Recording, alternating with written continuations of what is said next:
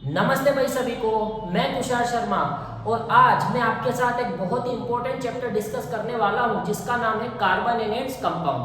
Carbon and its compound 11th और 12th class की organic chemistry का बेसिक है, तो इस चैप्टर को तो हम बिल्कुल भी स्किप नहीं कर सकते। ये चैप्टर तो समझ में आना ही चाहिए। अब हम इस चैप्टर को एक ही लेक्चर में पूरी तरीके से अच्छे से कवर करने की कोशिश करेंगे। तो सबसे पहले हम स्टार्ट करते हैं कि कार्बन कहाँ कहाँ कितने परसेंटेज में मिलता है। कार्बन के बारे में कुछ हमें फैक्चुअल बातें स्टार्टिंग में पता होनी चाहिए। आइए शुरू करते हैं। अर्थ क्रस्ट में कार्बन 0.02% हमें मिलता है। अर्थ की क्रस्ट में कार्बन का परसेंटेज है 0.02%, और वहीं एटमॉस्फेयर में कार्बन का परसेंटेज है 0.03%। तो ये बातें हमें कुछ याद होनी चाहिए, फैक्चुअल बातें हैं, याद ही होनी चाहिए। इसके बाद हमें कार्बन की वैलेंसी को समझना है कि कार्बन की वैलेंसी कितनी होती है। तो कार्बन की वैलेंसी को समझने के लिए कार्बन के एटम को हमें स्टडी करना पड़ेगा। आपको याद होगा कार्बन के का एटॉमिक नंबर होता है 6। कार्बन का एटॉमिक नंबर 6 मतलब कार्बन में 6 इलेक्ट्रॉन्स होते हैं। अब इन 6 इलेक्ट्रॉन्स को हम कैसे फिल करेंगे एटम में। कार्बन के एटम में बीच में न्यूक्लियस होगा, पहले शेल में 2 इलेक्ट्रॉन और दूसरे शेल में 4 इलेक्ट्रॉन। तो कार्बन का इलेक्ट्रॉनिक कॉन्फ़िगरेशन 2,4 आता है। लेकिन आप सभी जानते हैं कि किसी भी एटम को स्टेबल होने के लिए दूसरे शेल में 8 इलेक्ट्रॉन्स की जरूरत पड़ती है, लेकिन यहाँ पर तो सिर्फ 4 ही इलेक्ट्रॉन है। तो कार्बन यहाँ पर फंस चुका है। कार्बन चाहता है कैसे भी करके मेरे दूसरे शेल में 8 इलेक्ट्रॉन हो जाए, या पहले शेल में 2 ही इलेक्ट्रॉन रह जाए। तो कार्बन के पास यहाँ पर 2 रास्ते हैं। कार्बन के पास पहला रास्ता तो है कि कार्बन 4 इलेक्ट्रॉन्स को एक्सेप्ट कर ले। अगर कार्बन 4 इलेक्ट्रॉन और एक्सेप्ट कर लेता है तो 4 पहले से थे, 4 एक्सेप्ट करके 8 इलेक्ट्रॉन्स हो जाएंगे दूसरे शेल में। लेकिन ऐसा कर पाना कार्बन के लिए बहुत मुश्किल है या नामुमकिन, इम्पॉसिबल है। ऐसा क्यों है? क्योंकि ध्यान से सुनिएगा, ये जो न्यूक्लियस है ये 4 इलेक्ट्रॉन्स को भी पकड़े हुए हैं, होल्ड करके रखे हुए हैं। अगर 4 इलेक्ट्रॉन्स और आ जाते हैं तो इस न्यूक्लियस के लिए एक्स्ट्रा 4 इलेक्ट्रॉन्स को होल्ड करना इम्पॉसिबल है। वो न्यूक्लियस 4 एक्स्ट्रा इलेक्ट्रॉन्स को होल्ड नहीं कर पाएगा बच्चों। और दूसरा रास्ता क्या है कि कार्बन ये आउटर मोस्ट शेल के 4 इलेक्ट्रॉन्स लूज कर दे, किसी को दे दे।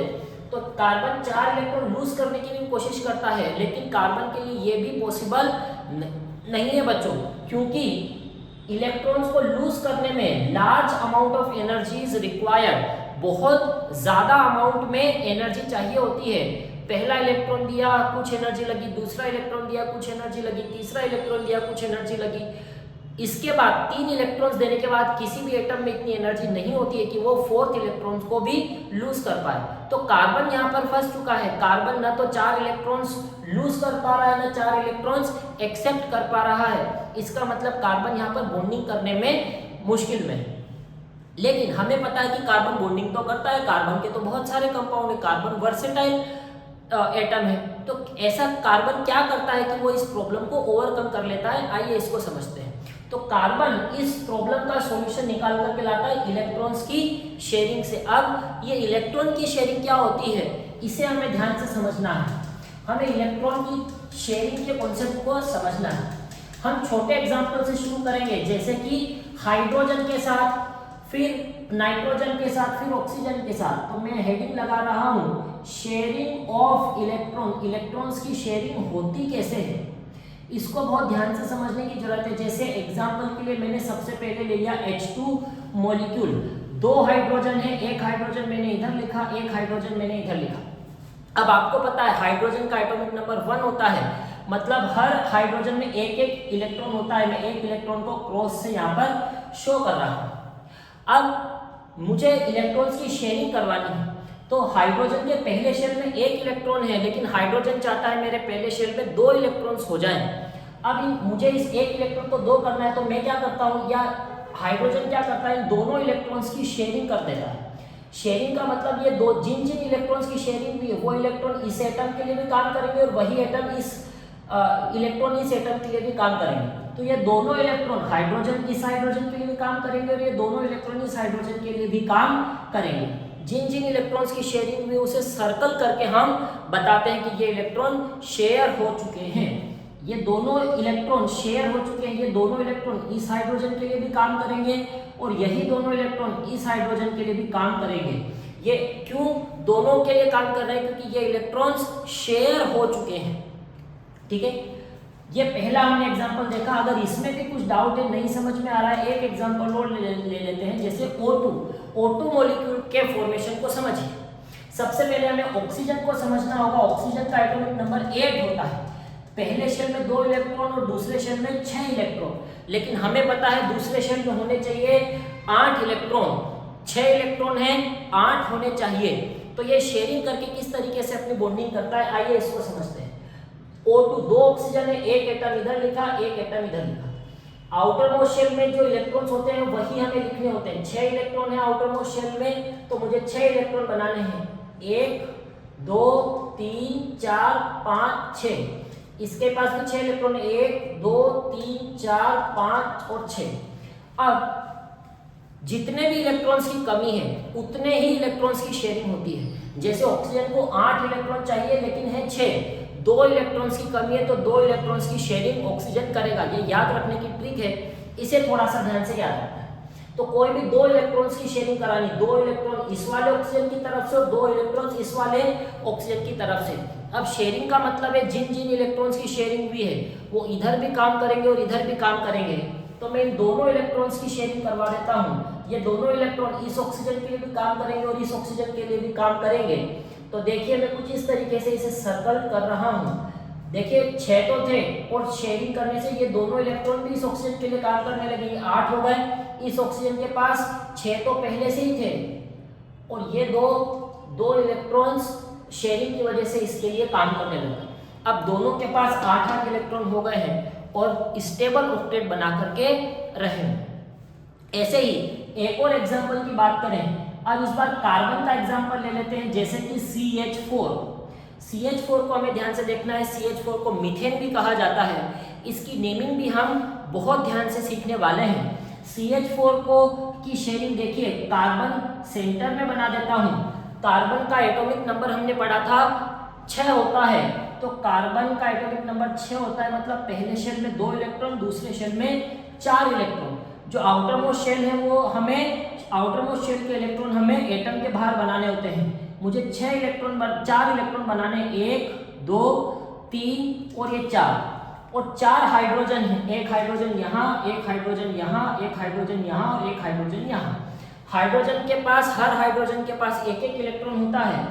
यहाँ एक इलेक्ट्रॉन, यहाँ एक इलेक्ट्रॉन, यहाँ एक इलेक्ट्रॉन, यहाँ एक इलेक्ट्रॉन। अब शेयरिंग देखिएगा, कार्बन के पास 4 इलेक्ट्रॉन हैं लेकिन करने हैं 8, तो 8 करने हैं, 4 हैं, 4 की कमी है तो 4 इलेक्ट्रॉन्स की शेयरिंग हो जाएगी बच्चों। अब कार्बन को 4 इलेक्ट्रॉन्स की शेयरिंग करनी है, एक ये रहा, दूसरा ये रहा, तीसरा ये रहा और फोर्थ ये रहा। तो मुझे सभी में ये वाला इसके साथ शेयरिंग, ये वाला इसके साथ शेयरिंग, ये वाला इसके साथ शेयरिंग और ये वाला इसके साथ शेयरिंग। देखिए मैं कैसे बना रहा हूँ, इन दोनों की शेयरिंग हुई, सर्कल, इन दोनों की शेयरिंग हुई, सर्कल, इन दोनों की शेयरिंग हुई, सर्कल, इन दोनों की शेयरिंग हुई, सर्कल। अब शेयरिंग को समझिए कि ये दोनों इलेक्ट्रॉन हाइड्रोजन के लिए भी काम करेंगे, ये दोनों इलेक्ट्रॉन कार्बन के लिए भी काम करेंगे, ये दोनों इलेक्ट्रॉन हाइड्रोजन के लिए भी काम करेंगे और कार्बन के लिए भी काम करेंगे, ये दोनों इलेक्ट्रॉन हाइड्रोजन के लिए भी काम करेंगे, कार्बन के लिए भी काम करेंगे, और ये दोनों इलेक्ट्रॉन हाइड्रोजन के लिए भी काम करेंगे, कार्बन के लिए भी काम करेंगे। कार्बन के पास पहले 4 थे और 4 शेयरिंग से आ गए, तो कार्बन के भी 8 इलेक्ट्रॉन पूरे हो गए। तो कार्बन को भी मैंने सर्कल करके 8 बना करके बता दिया। इस तरीके से कार्बन ना ही तो इलेक्ट्रॉन देता है ना इलेक्ट्रॉन लेता है, बस इलेक्ट्रॉन्स की शेयरिंग करके बॉन्ड बना लेता है, और इसे कहते हैं हम कार्बन में इलेक्ट्रॉन्स की शेयरिंग। कुछ बातें हमें और पता होनी चाहिए कि जो इलेक्ट्रॉन्स की शेयरिंग करने से जो बॉन्ड बनता है उस बॉन्ड का नाम होता है कोवेलेंट बॉन्ड। इस बात को भूलना नहीं है, इलेक्ट्रॉन्स की शेयरिंग करके जो बॉन्ड बनता है बच्चों, उस इलेक्ट्रॉन को क्या कहते हैं, उस बॉन्ड को क्या कहते हैं बच्चों, कोवेलेंट बॉन्ड कहते हैं। 2 इलेक्ट्रॉन्स की शेयरिंग से एक कोवेलेंट बॉन्ड बनता है, 2 इलेक्ट्रॉन्स की शेयरिंग से एक कोवेलेंट बॉन्ड का फॉर्मेशन होता है। आइए इसमें मैं बॉन्ड बना करके दिखाता हूं। देखिए कार्बन सेंटर में है और चारों तरफ 4 हाइड्रोजन है, ये देखिए। अब इसमें समझने वाली बात यह है, 2 इलेक्ट्रॉन्स की शेयरिंग से एक बॉन्ड बनता है। इन दोनों इलेक्ट्रॉन्स में शेयरिंग हुई, एक बॉन्ड बन गया। इन दोनों इलेक्ट्रॉन्स की शेयरिंग हुई, एक बॉन्ड बन गया। इन दोनों इलेक्ट्रॉन्स की शेयरिंग हुई, एक बॉन्ड बन गया। इन दोनों इलेक्ट्रॉन्स की शेयरिंग हुई, एक बॉन्ड बन गया। और ये जो बॉन्ड बना है, इस बॉन्ड का नाम क्या है? कोवेलेंट बॉन्ड है। तो ये कोवेलेंट बॉन्ड के बारे में बातें हमें पता होनी चाहिए। अच्छा, कोवेलेंट बॉन्ड बहुत स्ट्रॉन्ग बॉन्ड नहीं होता है। जो आयनिक बॉन्ड होता है, मेटल्स और नॉन मेटल्स के बीच का जो आयनिक बॉन्ड होता है, उससे वीक होता है कोवेलेंट बॉन्ड। तो हम कह सकते हैं आयनिक बॉन्ड की जो स्ट्रेंथ है वो ज्यादा है कोवेलेंट बॉन्ड के मुकाबले। कोवेलेंट बॉन्ड थोड़ा सा कमजोर है आयनिक बॉन्ड के मुकाबले, आयनिक बॉन्ड से थोड़ा सा कमजोर है। ये बातें हमें पता होनी चाहिए। अब इस पर कुछ अच्छे सवाल कभी कभी कैसे बनाता है एग्जामिनर, वो ऐसा पूछता है कि बताओ मेल्टिंग पॉइंट और बॉइलिंग पॉइंट किसका ज्यादा होगा। तो अगर आयनिक बॉन्ड ज्यादा स्ट्रॉन्ग है तो मेल्टिंग पॉइंट और बॉइलिंग पॉइंट आयनिक का ही ज्यादा होगा। Melting point and boiling point ionic bond का ही ज्यादा होगा और कोवेलेंट बॉन्ड का कम होगा। कोवेलेंट बॉन्ड का melting point and boiling point कम हो जाएगा बच्चों। इस तरीके से हमें ये बातें याद रखनी है। अब इसके बाद हमें कार्बन के वर्सेटाइल नेचर को देखना है। कार्बन वर्सेटाइल नेचर होता है, हर जगह आपको कार्बन के कंपाउंड्स मिल जाएंगे। जहां जहां आप सोच सकते हो वहां वहां हर जगह कार्बन मौजूद है। तो कार्बन इतना वर्सेटाइल क्यों है बच्चों, इसे हमें समझने की कोशिश करनी होगी।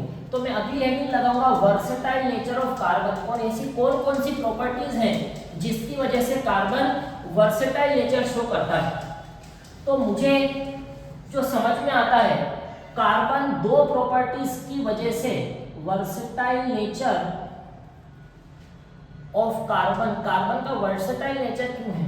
कार्बन की 2 प्रॉपर्टीज ऐसी हैं जिनकी वजह से कार्बन वर्सेटाइल हो जाता है। पहली तो है केटिनेशन, केटिनेशन और दूसरी है टेट्रावेलेंसी। पहली है केटिनेशन और दूसरी है टेट्रावेलेंसी। इसको आइए ध्यान से समझते हैं। पहली प्रॉपर्टी केटिनेशन को ध्यान से समझते हैं। कार्बन के साथ ही लॉन्ग चेन बनाता है। इसी प्रॉपर्टी को कहते हैं केटिनेशन। तो मैं लिख सकता हूं tendency of carbon to form bond with other carbon atom. इसी प्रॉपर्टी को केटिनेशन कहते हैं। मतलब कार्बन दूसरे कार्बन के साथ जो बॉन्ड बनाने की प्रॉपर्टी रखता है, इसी प्रॉपर्टी को क्या कहते हैं, केटिनेशन का नाम दिया जाता है। दूसरी प्रॉपर्टी है टेट्रावेलेंसी। टेट्रावेलेंसी को ध्यान से देखेंगे। टेट्रावेलेंसी क्या कहती है, टेट्रावेलेंसी कहती है कि कार्बन की 4 वैलेंसी होती है। मतलब कार्बन 4 बॉन्ड बना करके रहता है। हमने अभी सीखा बच्चों कि कार्बन 4 कोवेलेंट बॉन्ड बनाता है। 4 वैलेंसी होती है कार्बन की। कार्बन कैन फॉर्म 4 बॉन्ड्स और इसी प्रॉपर्टी को हम कहते हैं टेट्रावेलेंसी। टेट्रा मतलब 4, वैलेंसी मतलब वैलेंसी। कार्बन की वैलेंसी कितनी है, 4 है। 4 टेट्रावेलेंसी है कार्बन। तो ये हमें समझना था। कार्बन के साथ सिंगल बॉन्ड भी बना सकता है, कार्बन के साथ डबल भी बना सकता है, कार्बन के साथ ट्रिपल भी बना सकता है, या किसी अदर एटम के साथ भी कार्बन सिंगल, डबल और ट्रिपल सारे बॉन्ड बना सकता है। इसी प्रॉपर्टी को हम कहते हैं टेट्रावेलेंसी। इस तरीके से हम समझ सकते हैं कि कार्बन वर्सेटाइल नेचर शो करता है। हर जगह कार्बन है क्योंकि कार्बन के पास कार्बन से जुड़ने की प्रॉपर्टी और कार्बन के पास अदर एटम से जुड़ने की भी प्रॉपर्टी है with the help of single bond, double bond और ट्रिपल बॉन्ड। इसके बाद कार्बन के कंपाउंड्स हमें पढ़ने हैं जिन्हें हम हाइड्रोकार्बन्स का नाम देते हैं। इसके बाद हमें एक टॉपिक पढ़ना है जिसे हम कहते हैं हाइड्रोकार्बन्स। अगला टॉपिक लगाते हैं हाइड्रोकार्बन्स। हाइड्रोकार्बन्स को ध्यान से देखिएगा। हाइड्रोकार्बन्स का मतलब ऐसे कंपाउंड जिसमें सिर्फ कार्बन और हाइड्रोजन ही हो। नाम से ही क्लियर है, हाइड्रोकार्बन मतलब सिर्फ कार्बन और हाइड्रोजन ही होने चाहिए। ठीक है, अब ये जो हाइड्रोकार्बन होते हैं दो टाइप के होते हैं, एक होते हैं सेचुरेटेड हाइड्रोकार्बन और दूसरे होते हैं अनसेचुरेटेड हाइड्रोकार्बन। ये वाली जो स्लाइड है, ये वाला जो बोर्ड में पढ़ा रहा हूँ, ये बहुत इंपॉर्टेंट है कार्बन एंड इट्स कंपाउंड के पर्सपेक्टिव से। ये वाली चीजें तो पता होनी ही चाहिए। तो हाइड्रोकार्बन सेचुरेटेड होते हैं और अनसेचुरेटेड होते हैं। हम सेचुरेटेड उन्हें कहते हैं जिसमें कार्बन कार्बन के बीच में सिंगल बॉन्ड हो, और अनसेचुरेटेड उन्हें कहते हैं जिसमें या तो कार्बन कार्बन के बीच में डबल बॉन्ड हो या कार्बन कार्बन के बीच में ट्रिपल बॉन्ड हो। इन्हें हम सेचुरेटेड और अनसेचुरेटेड के हिसाब से क्लासिफाई करते हैं बच्चों। फिर जो सेचुरेटेड कार्बन, जिन कार्बन में कार्बन कार्बन के बीच में सिंगल बॉन्ड होता है, उन्हें हम कहते हैं एल्केन्स। और जिनमें डबल बॉन्ड और जिनमें डबल बॉन्ड होता है उन्हें कहते हैं एल्कीन्स, और जिनमें ट्रिपल बॉन्ड होता है उन्हें कहते हैं एल्काइन्स। अब हमें कैसे पता चलेगा कौन एल्केन है, कौन एल्कीन है और कौन एल्काइन है? तो आप कहेंगे कि कार्बन कार्बन में सिंगल बॉन्ड हो तो एल्केन्स, कार्बन कार्बन में डबल बॉन्ड हो तो एल्कीन, और कार्बन कार्बन में ट्रिपल बॉन्ड हो तो हम क्या कह देंगे बच्चों की ये एल्काइन है। लेकिन अगर हमें स्ट्रक्चर नहीं दिया गया, जैसे एग्जांपल के लिए मेरे सामने लिख दिया गया C5H10, अब इसमें कार्बन कार्बन के बीच में सिंगल है, डबल है, ट्रिपल है, मुझे नहीं पता। तो मुझे पता करने के लिए तीनों का एक एक फॉर्मूला याद होना चाहिए। एल्केन्स का फॉर्मूला CnH2n+2, एल्कीन्स का फॉर्मूला CnH2n, और एल्काइन्स का फॉर्मूला CnH2n-2। अब इनको ध्यान से समझिएगा। कार्बन के जितना भी नंबर होगा, कार्बन के जितने भी एटम्स होंगे वो n कहलाएगा। जो वैल्यू n की यहाँ कार्बन के सामने रखोगे वही वैल्यू आपको हाइड्रोजन में भी रखनी है। तो इस फॉर्मूले को जो सेटिस्फाई करेंगे वो एल्केन्स कहलाएंगे। इस CnH2n फॉर्मूले को जो सेटिस्फाई करेंगे वो एल्कीन्स कहलाएंगे, और CnH2n-2 को जो सेटिस्फाई करेंगे वो एल्काइन्स कहलाएंगे। आइए कुछ सवालों की प्रैक्टिस करते हैं, चेक करते हैं कि कैसे हमें इस फॉर्मूले को लगाना है बच्चों। जैसे एग्जांपल के लिए मैं पहला एग्जांपल ले लेता हूं, मैंने लिखा CH4। अब ध्यान से देखिए, कार्बन के सामने कुछ भी नहीं लिखा है, मतलब कार्बन 1 है, कार्बन 1 है, और कार्बन जितने भी होते हैं उसे हम n मान लेते हैं। तो यहाँ पर n की वैल्यू 1 है। अब जब मैं n की वैल्यू 1 पुट करूं तब हाइड्रोजन 4 आने चाहिए। अब मेरी बात को ध्यान से सुनिए, 1 का डबल करो 2 आता है, n 1 है तो 2n करोगे तो 2 आ जाएगा। लेकिन मुझे हाइड्रोजन 4 चाहिए तो मुझे 2n में भी 2 प्लस करना है, 2n+2 करोगे तब जाकर के 4 आएगा। तो ये CnH2n+2 को फॉलो कर रहा है, इसका मतलब ये एल्केन्स का मेंबर है। एक सवाल और प्रैक्टिस करते हैं, जैसे कि मैंने लिखा C2H2। अब C2H2 में कार्बन के सामने जो नंबर लिखा है वो n होता है। अब कार्बन की n की वैल्यू 2 है, अगर मुझे 2 चाहिए तो पहले मैं डबल करूंगा, 2n करूंगा तो 4 आ जाएगा। लेकिन मुझे तो चाहिए हाइड्रोजन 2, तो मुझे 2n में से 2 माइनस करने पड़ेंगे तब जाकर के 2 आएगा। इसका मतलब ये एल्काइन्स का मेंबर है। और मैं आपको एक शॉर्ट ट्रिक और बता देता हूं, कौन एल्केन है, कौन एल्कीन है और कौन एल्काइन है, इसे पहचानने की। अगर कार्बन का डबल हाइड्रोजन है, कार्बन का डबल हाइड्रोजन है तो वो एल्कीन हो जाएगा। अगर कार्बन का डबल +2 है तो वो एल्काइन्स हो जाएगा, एल्केन्स हो जाएगा, सॉरी एल्केन्स। और कार्बन का डबल -2 है तो वो एल्काइन हो जाएगा। इस बात को हमें याद रखना है। कार्बन जितने भी हैं उसका डबल +2 एल्केन, कार्बन जितने भी उसका डबल हाइड्रोजन एल्कीन्स, और कार्बन जितने भी उसका डबल -2 एल्काइन्स कहलाए। अब इनकी नेमिंग पर आते हैं कि किस तरीके से हम एल्केन, एल्कीन और एल्काइन की नेमिंग कर सकते हैं, इसे अब हम ध्यान से सीखेंगे। चलिए अगला टॉपिक स्टार्ट करते हैं कि naming of hydrocarbons. In hydrocarbons की नेमिंग कैसे की जाती है? नेमिंग ऑफ हाइड्रोकार्बन्स, हाइड्रोकार्बन्स की नेमिंग कैसे की जाती है इसको ध्यान से सीखिए। हमें नेमिंग में याद रखना है, सबसे पहले हम लिखते हैं वर्ड रूट, वर्ड रूट लिखते हैं और फिर उसके पीछे लिखते हैं फंक्शनल ग्रुप। जैसे कि एक कार्बन के लिए हम यूज करते हैं वर्ड रूट मिथ, 2 कार्बन के लिए यूज करते हैं इथ, 3 कार्बन के लिए यूज करते हैं प्रोप, 4 कार्बन के लिए यूज करते हैं ब्यूट, 5 कार्बन के लिए यूज करते हैं पेंट, 6 कार्बन के लिए यूज करते हैं हेक्स, 7 कार्बन के लिए यूज करते हैं हेप, और भी है 8 कार्बन के लिए ऑक्ट, 9 कार्बन के लिए नॉन और 10 कार्बन के लिए डेक। लेकिन इतना भी अब हम पढ़ लेंगे तो हमारे लिए बेहतर है। आगे की बात करें तो जैसे मैंने आपके सामने लिखा C4H10, इसका नाम लिख करके दिखाइए। C4H10 का नाम मुझे लिख करके दिखाना है, बहुत ध्यान से समझेंगे बच्चों।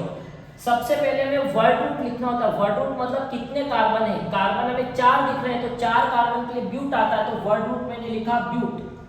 और पीछे मुझे फंक्शन ग्रुप लिखना है। फंक्शन ग्रुप मतलब एल्केन है, एल्कीन है या एल्काइन है। एल्केन आएगा तो पीछे एन लगाना है, एल्कीन है तो पीछे ईन लगाना है, और एल्काइन है तो पीछे आइन लगाना है। अब ध्यान से देखिए, कार्बन है 4 का डबल करो 8 और डबल में 2 ऐड करो तब जाकर के 10 आ रहा है। मतलब n से 2n + 2, मतलब ये एल्केन का मेंबर है और एल्केन का मेंबर है तो पीछे n लग जाएगा, ये हो जाएगा ब्यूटेन। अगर मैं बात करूं C2H2 की तो कार्बन है 2 कार्बन के लिए हम इस्तेमाल करते हैं इथ, मैंने लिखा इथ। अब देखिए n है 2 का डबल कीजिए 4 से भी 2 माइनस करके 2 आएगा तो 2n - 2 है, 2n - 2 मतलब ये एल्काइन का मेंबर है तो पीछे आ जाएगा आइन, इथाइन। कुछ प्रैक्टिस और करते हैं, जैसे कि C6H12, इसको गौर कीजिएगा, कार्बन है 6 और 6 कार्बन के लिए हम इस्तेमाल करते हैं हेक्स। हेक्स इस्तेमाल करते हैं 6 कार्बन के लिए, और 6 2 12, 6 2 12, सिर्फ जस्ट डबल करने पर आपको जस्ट डबल एल्कीन में होता है तो पीछे आ जाएगा इन। इस तरीके से हम क्या कर सकते हैं, हेक्सीन, इस तरीके से हम हाइड्रोकार्बन्स के नाम लिख सकते हैं। इसके बाद कुछ टॉपिक और हैं, जैसे कि आइसोमेरिज्म। हाइड्रोकार्बन्स में या कार्बन के कंपाउंड्स में एक प्रॉपर्टी और देखने को मिलती है जिसको हम कहते हैं आइसोमेरिज्म। आइसोमेरिज्म को भी ध्यान से देख लीजिए। आइसोमेरिज्म आइसोमेरिज्म या आइसोमर्स का मतलब होता है कि फॉर्मूला तो सेम होना चाहिए, फॉर्मूला हो सेम बट स्ट्रक्चर होना चाहिए डिफरेंट स्ट्रक्चर होने चाहिए। जैसे कि एग्जांपल लीजिए, मैं एग्जांपल के लिए आपके एग्जाम में भी सवाल आया हुआ है C4H10। C4H10 को ध्यान से देखिए, कार्बन है 4 और हाइड्रोजन है 10, तो मैं इसको कैसे बनाऊंगा, 4 कार्बन है 1 2 3 4 कार्बन मैंने बनाए, चारों को चेन में लगाया। फिर आप देखिए एल्केन का मेंबर है, 4 का डबल किया 8 प्लस 2 किया तब 10 आया, इसका मतलब ये एल्केन का मेंबर है, 2n + 2 करने से आ रहा है। अब जब ये एल्केन का मेंबर है मतलब कार्बन कार्बन में सभी सिंगल बॉन्ड होंगे। अब कार्बन 4 बॉन्ड बनाता है, इस कार्बन ने 1 बॉन्ड बनाया हुआ है तो 3 हाइड्रोजन लगा दीजिए इसने, या हम हाइड्रोजन इस तरीके से भी लगा सकते हैं 1 2 3। इस कार्बन ने 2 बॉन्ड बना रखे, 2 हाइड्रोजन लगा दीजिए, इसने 2 बॉन्ड बना रखे, 2 और हाइड्रोजन लगा दिए, इसने 1 बॉन्ड बनाया तो 3 हाइड्रोजन और लगा दीजिए। हर कार्बन के मैंने 4 बॉन्ड बना दिए। अब आप देखेंगे कि ये C4H10 जो है ये बन चुका है। अगर मैं इसी को थोड़ा चेंज करूं, यहाँ पर 1 2 3 4 कार्बन की स्ट्रेट चेन है, अब मैं 3 कार्बन की स्ट्रेट चेन बनाता हूं और अगले जो 1 कार्बन रह गया उसको बीच में लगा देगा।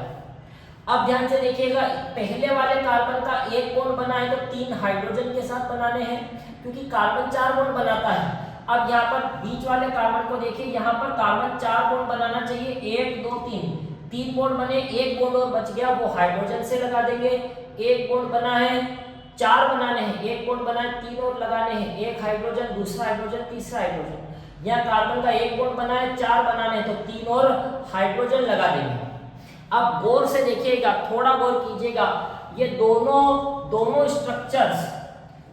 स्ट्रक्चर्स का जो फॉर्मूला है वो सेम है, C4H10, लेकिन दोनों का जो स्ट्रक्चर है, स्ट्रक्चर मतलब बनावट संरचना है, वो दोनों की अलग अलग है, डिफरेंट है। जब ऐसा हो कि फॉर्मूला सेम और स्ट्रक्चर डिफरेंट, तो उन्हें हम कहते हैं कि इनके आपस में रिलेशन कैसे हैं, ये आइसोमर्स हैं, आइसोमेरिज्म दिखा रहे हैं।